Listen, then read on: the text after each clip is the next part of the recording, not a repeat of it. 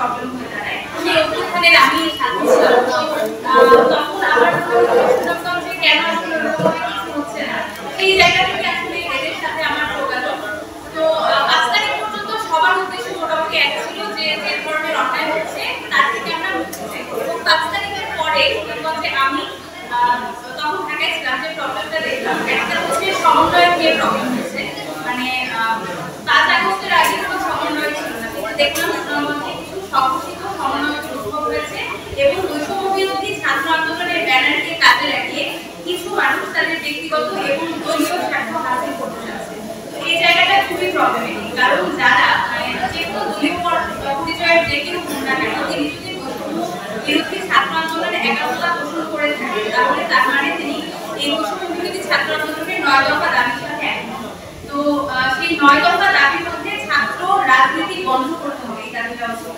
তো দলীয় রাজনৈতিক পরিচয় নিয়ে দলীয় স্বার্থ হাসিলের জন্য যখন কেউ এই ব্যানারটাকে ইউজ করে, সেটা একটা বিশাল প্রবলেম হয়ে দাঁড়ায়।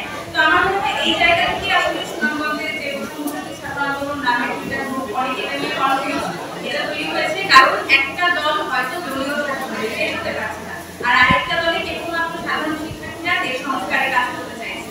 তো এই জায়গা থেকে মতের বিরোধ ছিল, কিন্তু একজন যে দলেরই সদস্য সে তার জায়গা থেকে দেশের জন্য কাজ করতেই পারে, এটা সবার এই জিনিসটা অ্যাপ্রিসিয়েট করা দরকার। এবং আমার মনে হয় এরা বন্ধুদের ওরা এই জিনিসটা অ্যাপ্রিসিয়েট করে, কিন্তু এই কারণে হচ্ছে দুইটা দল মিলে কাজ করছে না। আর আরেকটা প্রবলেম হচ্ছে, যেহেতু দুইটা দলের নামই বৈষম্য বিরোধী ছাত্র আন্দোলন সুনামগঞ্জের সাধারণ জনগণ হয়তো বুঝতে পারছে না যে কে কি রকম, কার মনের ইচ্ছা কি, কার ব্যাকগ্রাউন্ড কি। এটা নাম হচ্ছে চাঁদাবাজি যে চলছে, টাকা নেওয়া হচ্ছে, হয়তো এটা ঠিক কোনোভাবে জোর জবরদস্তি না, কোনো চাঁদাবাজি না, কেউ গিয়ে হয়তো কোনো জায়গায় রাজনীতি করবো আপনার আমাকে সাহায্য করবেন, কিন্তু এই যে অ্যালিগেশনটা তখন এই দলের উপরে চলে আসছে, যেহেতু দুইটা দলের নামই এক।